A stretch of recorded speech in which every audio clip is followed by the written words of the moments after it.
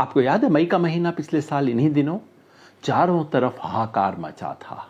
Oxygen मिल नहीं रही थी, शमशान घाट में चिताएं बुझ नहीं रही थी, गंगा में लाशें तैर रही थीं।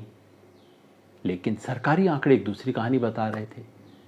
जून के महीने में सरकार ने कहा कि पहली और दूसरी वेव में मिला के 3.25 लाख डेथ भी नहीं हुई। ऐसे में एक डेटा जर्नलिस्ट एस रुक्मणी ने आंध्र प्रदेश और मध्य प्रदेश का जो सरकारी मौत का रजिस्टर होता है उसके आंकड़े सार्वजनिक कर दिए, जिससे पता लग रहा था कि इन दो राज्यों में सिर्फ एक महीने में कोई 2.5 लाख एडिशनल मौत हुई है।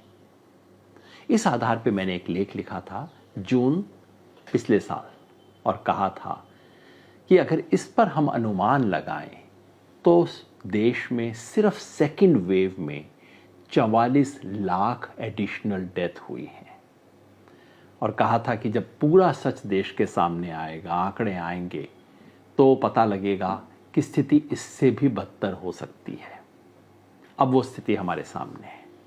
वर्ल्ड हेल्थ ऑर्गेनाइजेशन, जो कि यूएन का एक संगठन है, दुनिया का सबसे प्रतिष्ठित, उसने सरकार के अपने आंकड़ों के आधार पर ये अनुमान लगाया है कि दुनिया में कोविड की वजह से कोई 1.5 करोड़ लोग मरे, और सबसे ज़्यादा कहाँ? भारत में। कितने? 47 लाख। सिर्फ यूएन नहीं, तमाम इकोनॉमिस्ट, न्यूयॉर्क टाइम्स, और ये देखिए इतनी साइंटिफिक स्टडीज़ हुई हैं, सब कहती हैं कि कम से कम 35 लाख, ज़्यादा से ज़्यादा 60 लाख के करीब हिंदुस्तान में डेथ हुई है। मतलब कि ये सच सिर्फ मुझे नहीं पता था, ये सच तमाम लोगों को पता था जो कुर्सी पर बैठे हैं। और उस वक्त क्या आपको बताया जा रहा था? मोदी जी हैं तो बच गए हैं।